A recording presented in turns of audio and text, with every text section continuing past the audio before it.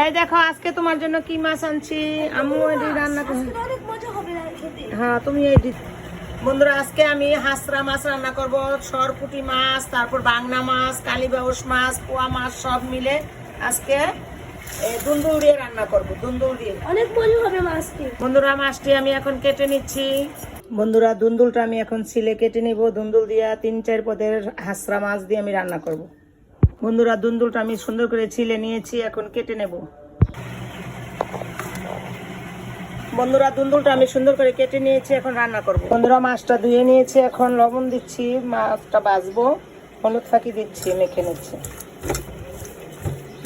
কড়াইতে আমি এখন তেল দিয়ে দিচ্ছি, এখন মাছটা ভেজে নিচ্ছি।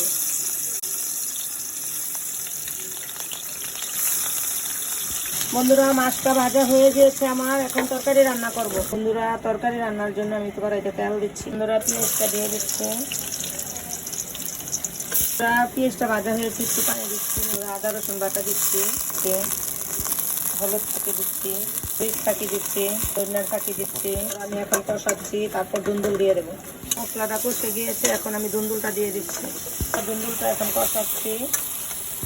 বন্ধুরা এখন আমি একটু দুন্দুলটা ডেকে দিচ্ছি কষানোর জন্য। বন্ধুরা তরকারিটা কষে গিয়েছে, এখন আমি পানি দিয়ে দিচ্ছি। বন্ধুরা তরকারিটা পানি দিয়ে দিচ্ছি, এখন মাছ দিয়ে দেবো। বন্ধুরা তরকারিটা বলক আসছে, এখন আমি মাছ দিয়ে দিচ্ছি। তো মাছ দিয়ে দিচ্ছি। বন্ধুরা মাছ দিয়ে দিচ্ছি তরকারিতে, এখন সুন্দর করে একটু ঢেকে দেব।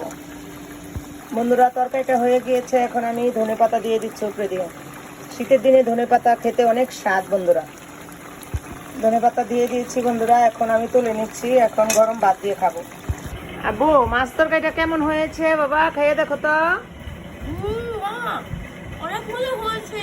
হ্যাঁ সবটি মাছ তুমি খাইবা। হ্যাঁ ঠিক আছে মা।